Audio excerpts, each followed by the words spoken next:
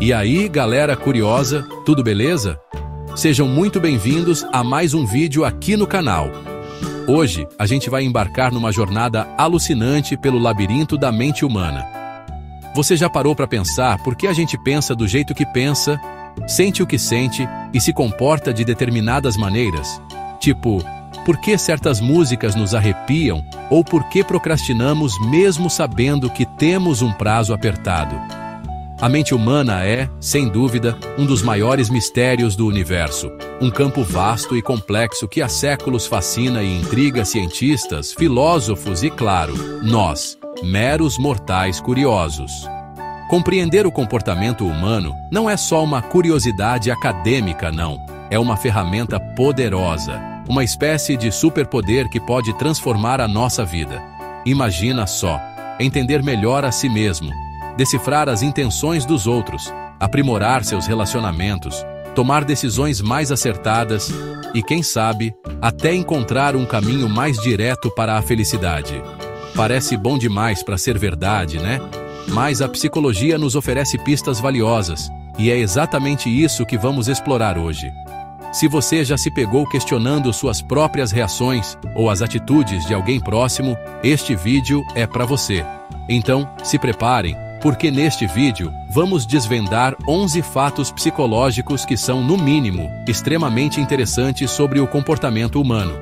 São descobertas que vão mexer com as suas convicções, revelar como nossas mentes realmente funcionam por baixo dos panos e como elas influenciam cada pequena atitude nossa no dia a dia, desde a escolha do que comer no café da manhã até decisões que podem mudar o rumo da nossa vida. Segura na cadeira, porque vamos mergulhar de cabeça nesse conteúdo surpreendente e descobrir coisas que, com certeza, vão te fazer olhar o mundo e a si mesmo de uma forma completamente nova. Bora lá? Sabe aquela música que te transporta instantaneamente para a sua adolescência? Ou aquele cheiro específico que te faz lembrar da casa dos seus avós na infância? Pois é, existe uma explicação científica para isso, e ela se chama pico de reminiscência. Esse fenômeno psicológico fascinante mostra que nós temos uma tendência muito maior a nos lembrarmos de eventos que aconteceram durante a nossa adolescência e o início da vida adulta, geralmente entre os 10 e 30 anos. É como se esse período da vida fosse gravado em alta definição na nossa memória, enquanto outras fases podem parecer um pouco mais embaçadas. Mas por que justamente essa fase? Bom, os psicólogos acreditam que isso acontece por uma combinação de fatores. Primeiro, é uma época de muitas primeiras vezes. O primeiro amor, a primeira grande amizade, a formatura, a escolha da carreira, a saída da casa dos pais. São eventos carregados de emoção e novidade. E nosso cérebro é programado para dar um destaque especial a essas experiências. Além disso, é nesse período que estamos construindo ativamente nossa identidade, descobrindo quem somos e qual o nosso lugar no mundo. As experiências vividas nessa fase crucial acabam se tornando os tijolos fundamentais da nossa história pessoal. Essas memórias não são apenas lembranças nostálgicas, elas moldam ativamente quem nos tornamos. Elas influenciam nossos valores, nossas crenças, nossas preferências e até mesmo a forma como encaramos o futuro. Pense nas suas músicas favoritas, nos filmes que te marcaram, nos amigos que você fez nessa época. Muitos deles, provavelmente, ainda têm um lugar especial no seu coração e, de alguma forma, contribuíram para a pessoa que você é hoje. É como se a nossa juventude fosse o alicerce sobre o qual construímos o resto da nossa vida. E entender isso nos ajuda a compreender por que certas coisas têm tanto peso emocional para nós. Quem nunca se viu num beco sem saída, remoendo um problema sem conseguir enxergar uma solução clara? É nesses momentos que a gente costuma ser ótimo em dar conselhos para os amigos, mas péssimo em resolver as nossas próprias encrencas, né? Pois bem, a psicologia tem um nome para essa ironia: o paradoxo de Salomão. O rei Salomão era conhecido por sua sabedoria ao aconselhar os outros, mas, segundo relatos, teve dificuldades em tomar decisões sábias para sua própria vida. E acredite, muitos de nós compartilhamos dessa tendência, mesmo sem ter um reino para governar. Acontece que, quando estamos imersos em nossos próprios problemas, nossas emoções entram em jogo com força total. A ansiedade, o medo, a frustração, tudo isso nubla nosso julgamento e dificulta o pensamento racional. É como tentar enxergar através de uma neblina densa. No entanto, quando o problema é de outra pessoa, conseguimos manter uma distância emocional. Observamos a situação de fora, com mais objetividade, como se estivéssemos analisando um quebra-cabeça. Essa perspectiva distanciada nos permite ver ângulos que antes estavam ocultos e considerar soluções que nem passariam pela nossa cabeça se o problema fosse nosso. A boa notícia é que podemos usar esse conhecimento a nosso favor através de uma técnica chamada distanciamento emocional ou autodistanciamento. A ideia é simples. Tente pensar sobre seus problemas como se eles estivessem acontecendo com um amigo ou até mesmo como se você fosse um consultor contratado para resolvê-los. Você pode, literalmente, se perguntar: o que eu diria a um amigo que estivesse passando por isso? Outra tática é tentar visualizar a situação daqui a 1 ano ou 5 anos. Isso ajuda a diminuir a carga emocional do presente. Ao nos colocarmos na terceira pessoa, ativamos regiões do cérebro ligadas ao raciocínio e controle, em vez daquelas dominadas pela emoção crua. Sabe aquela pessoa que é terrivelmente ruim em alguma coisa, mas se acha o mestre supremo naquilo? Ou aquele colega de trabalho que comete erros básicos, mas está sempre cheio de certezas e não aceita críticas? Pois é, esse fenômeno tem nome e sobrenome na psicologia: efeito Dunning-Kruger. Esse efeito, descrito pelos psicólogos David Dunning e Justin Kruger, é uma distorção cognitiva que faz com que indivíduos com baixa habilidade em uma determinada tarefa superestimem sua própria capacidade. Basicamente, eles são tão incompetentes que nem conseguem perceber o quão incompetentes são. O mais irônico do efeito Dunning-Kruger é que, para reconhecer a própria incompetência, a pessoa precisaria ter um certo nível de competência naquela área. É como precisar de um mínimo de conhecimento musical para saber que você está cantando desafinado. Se você não tem essa base, pode achar que está arrasando no karaokê, enquanto todo mundo ao redor está discretamente tampando os ouvidos. Essa falta de autoconsciência, ou metacognição, impede que essas pessoas busquem aprimoramento. Afinal, por que melhorar em algo que você já se considera excelente? Esse efeito não se manifesta apenas em habilidades técnicas, como tocar um instrumento ou programar um computador. Ele aparece em diversas áreas da vida, desde a compreensão de textos e o raciocínio lógico, até a inteligência emocional e habilidades sociais. Pessoas no extremo inferior da curva de competência não apenas chegam a conclusões erradas e fazem escolhas infelizes, mas sua incompetência as rouba da capacidade de perceber seus próprios erros. Por outro lado, pessoas altamente competentes tendem, às vezes, a subestimar suas próprias habilidades, assumindo que as tarefas que são fáceis para elas também são fáceis para os outros. É um verdadeiro paradoxo da autoavaliação. Capítulo 4. Título: Pessoas hostis. Tendem a ter cães mais agressivos. Aquele velho ditado, tal dono, tal cão, parece ter um fundo de verdade, especialmente quando o assunto é agressividade. Estudos psicológicos e comportamentais têm explorado a fascinante e, por vezes preocupante, relação entre a personalidade dos donos de cães e o comportamento de seus pets. E uma das descobertas recorrentes é que pessoas com traços de personalidade mais hostis, irritadiças ou até mesmo com tendências antissociais são mais propensas a ter cães que exibem comportamentos agressivos. Isso levanta uma questão interessante. Será que o cão se torna agressivo por causa do dono? Ou pessoas agressivas já buscam cães com essa característica? A resposta parece ser um pouco das duas coisas. Por um lado, donos com personalidades mais ríspidas podem, intencionalmente ou não, treinar ou encorajar comportamentos agressivos em seus cães, talvez por verem isso como um sinal de proteção ou status. Métodos de treinamento baseados em punição e intimidação, que podem ser mais comuns entre indivíduos hostis, também podem aumentar a agressividade canina.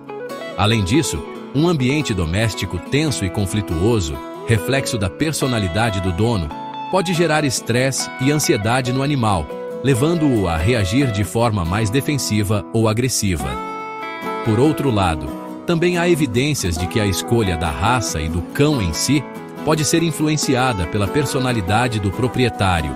Algumas pessoas podem ser atraídas por raças popularmente conhecidas por serem mais duronas ou com um histórico de guarda, como uma extensão de sua própria imagem ou necessidade de controle. É importante ressaltar que isso não significa que toda pessoa com um cão de raça forte seja hostil, nem que todo cão dessas raças seja inerentemente agressivo. O comportamento canino é complexo e influenciado por genética, treinamento, socialização e, claro, pelo ambiente e pela relação com seu tutor. Mas a correlação aponta para uma dinâmica onde a personalidade do humano e do cão se influenciam mutuamente. Capítulo 5. Título: Pessoas que divagam, mas são mais criativas.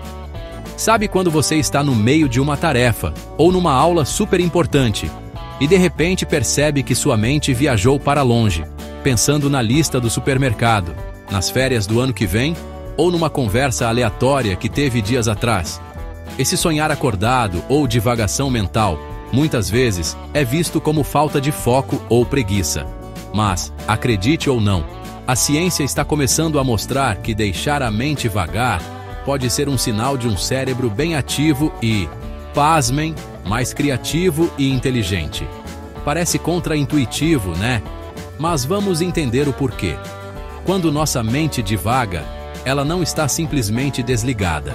Pelo contrário, ela entra num modo de funcionamento diferente, acessando memórias, fazendo conexões inusitadas entre ideias aparentemente não relacionadas e explorando cenários futuros. É como se o cérebro abrisse várias abas ao mesmo tempo, permitindo que informações de diferentes cantos da nossa mente se encontrem e gerem faíscas de novas ideias. Pesquisadores descobriram que pessoas que relatam divagar com mais frequência tendem a ter um desempenho melhor em testes de criatividade, como encontrar usos alternativos para objetos comuns ou resolver problemas de forma inovadora. Além da criatividade, estudos também sugerem uma ligação entre a divagação e a capacidade de planejamento e resolução de problemas complexos. Enquanto a mente consciente está focada em algo específico, o piloto automático do cérebro pode estar trabalhando em segundo plano, processando informações e buscando soluções para desafios que nem estamos ativamente pensando. Claro, existe um limite. Divagar demais em momentos que exigem atenção total pode ser prejudicial, mas permitir que a mente vagueie de vez em quando, especialmente durante atividades menos exigentes, pode ser uma poderosa ferramenta para estimular a inspiração e encontrar aquelas soluções eureka que parecem surgir do nada. Capítulo 6. Título: A rejeição dói de verdade. Quem nunca sentiu aquela pontada no peito depois de uma rejeição amorosa, de ser excluído de um grupo de amigos, ou até mesmo de não ser escolhido para um time na escola?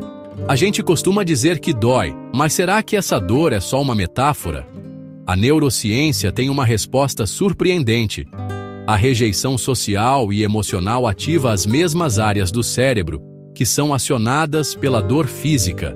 Ou seja, quando seu coração está partido, seu cérebro interpreta essa dor de uma forma muito similar a uma dor física real, como uma pancada ou um corte. Estudos utilizando exames de ressonância magnética funcional, fMRI, mostraram que, quando uma pessoa vivencia uma experiência de rejeição social, Por exemplo, ao ser excluída de um jogo online por outros participantes.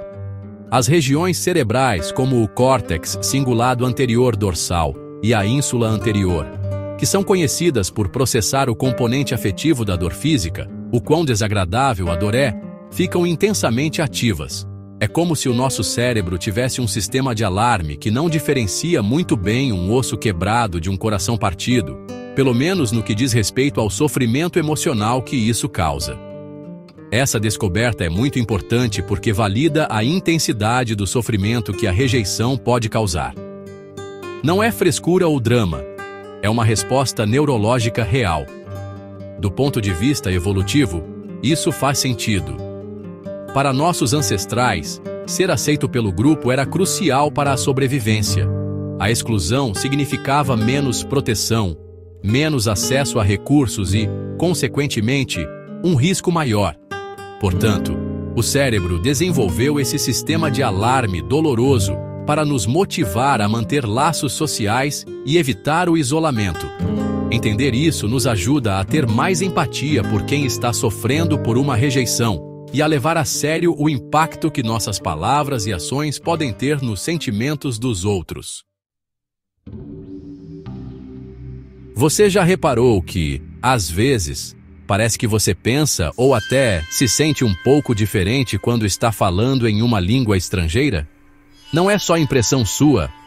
Pesquisas fascinantes na área da psicolinguística e da tomada de decisão têm revelado que o idioma que usamos pode, de fato, influenciar a forma como raciocinamos e as escolhas que fazemos, muitas vezes nos levando a decisões mais racionais e menos emocionais.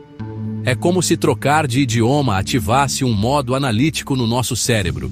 Uma das teorias para explicar esse fenômeno é que usar uma língua estrangeira, que geralmente aprendemos de forma mais formal e menos carregada emocionalmente do que nossa língua materna, cria um certo distanciamento cognitivo. As palavras em outro idioma podem não ter o mesmo peso emocional ou as mesmas associações culturais profundas que as palavras da nossa língua nativa. Por exemplo, discutir um problema financeiro delicado em uma segunda língua pode reduzir a ansiedade associada ao tema, permitindo uma análise mais fria e lógica da situação, menos influenciada por vieses emocionais.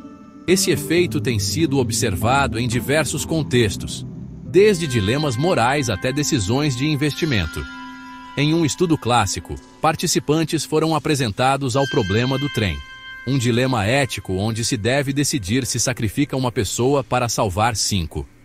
Quando o problema era apresentado em sua língua estrangeira, as pessoas tendiam a tomar decisões mais utilitaristas, focadas no resultado de salvar mais vidas, em contraste com decisões mais baseadas na emoção quando o problema era apresentado em sua língua nativa. Isso sugere que a língua estrangeira pode nos ajudar a superar alguns dos nossos impulsos emocionais e a pensar de forma mais deliberada e consequencialista. Já aconteceu de você ver alguém furando a fila e pensar que pessoa folgada e sem educação, mas quando você mesmo, sem querer, fura uma fila porque estava distraído, pensa, nossa, eu estava tão aéreo que nem percebi, coitado de mim? Essa tendência de atribuir o comportamento dos outros a traços de personalidade, ele é folgado, e o nosso próprio comportamento a fatores situacionais, eu estava distraído, é um viés cognitivo muito comum, conhecido como erro fundamental de atribuição, ou viés de correspondência. Esse erro acontece porque, quando observamos os outros, temos menos informações sobre o contexto e as circunstâncias que levaram àquela ação. O que se destaca para nós é a pessoa e seu comportamento. Então, tendemos a inferir que o comportamento reflete diretamente quem a pessoa é, sua essência, seu caráter. Por outro lado, quando se trata de nós mesmos, temos acesso total ao nosso mundo interno, nossos pensamentos, intenções e o contexto específico da situação. Sabemos que não somos sempre daquele jeito e que houve uma razão particular para agirmos como agimos. Esse viés pode ter consequências significativas em nossos relacionamentos e julgamentos. podemos ser rápidos em rotular os outros de forma negativa com base em uma única observação, sem considerar as pressões externas que podem estar influenciando seu comportamento. Meu colega não entregou o relatório. Ele é preguiçoso. Sem considerar que ele pode estar com um filho doente em casa. Em contrapartida, somos muito mais compreensivos e cheios de justificativas para nossas próprias falhas. Reconhecer o erro fundamental de atribuição é o primeiro passo para sermos mais justos e empáticos em nossas avaliações, tanto dos outros quanto de nós mesmos, buscando entender o porquê por trás das ações e não apenas o quem. Sabe quando você vê uma propaganda na TV e pensa, nossa, quem é que cai nessa? Ou quando lê uma notícia claramente enviesada e comenta, as pessoas são muito ingênuas de acreditar nisso? Pois é, a maioria de nós tende a acreditar que somos menos suscetíveis à influência da mídia, da publicidade e de outras formas de persuasão do que as outras pessoas. Esse fenômeno curioso é chamado na psicologia de efeito da terceira pessoa.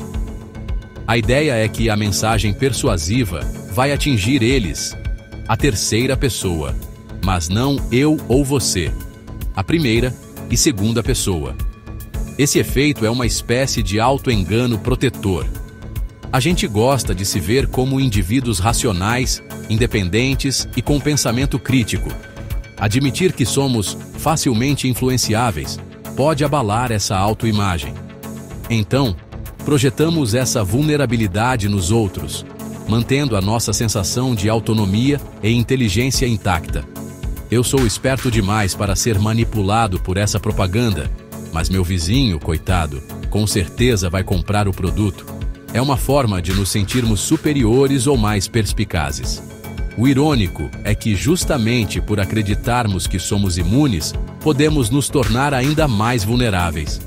Se você acha que a publicidade não te afeta, você baixa a guarda e não analisa criticamente as mensagens que recebe.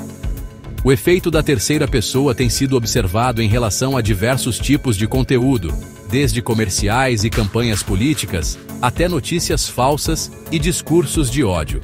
A verdade é que todos nós somos, em algum grau, influenciáveis.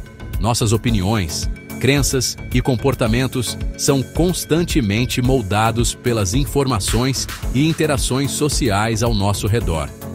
Reconhecer isso não é sinal de fraqueza, mas sim de autoconsciência, o que nos permite sermos mais críticos e seletivos com as influências que permitimos em nossas vidas.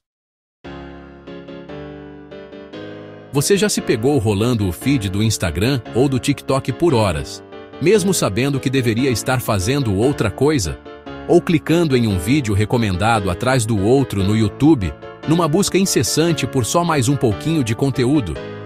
Se a resposta for sim, você não está sozinho, e a culpa, em grande parte, é de um neurotransmissor chamado dopamina. A dopamina é frequentemente associada ao prazer, mas seu papel é um pouco mais complexo. Ela está fortemente ligada à motivação, à recompensa e, crucialmente, à busca e antecipação de novidades. É aqui que entra o conceito de loop de recompensa dopaminérgico. Cada vez que você encontra uma informação nova e interessante, uma notificação inesperada, uma curtida na sua foto, seu cérebro libera uma pequena dose de dopamina. Isso te dá uma sensação de satisfação e te motiva a continuar buscando mais. O problema é que essa busca pode se tornar compulsiva. As redes sociais, os jogos e até mesmo os sites de notícias são projetados, muitas vezes intencionalmente, para explorar esse sistema. Notificações, feeds infinitos, recomendações personalizadas, tudo isso é feito para manter você engajado e buscando a próxima dose de dopamina. Esse ciclo de busca-recompensa não se limita ao mundo digital. Ele pode explicar por que algumas pessoas se viciam em compras, jogos de azar ou até mesmo em trabalho. Workaholics.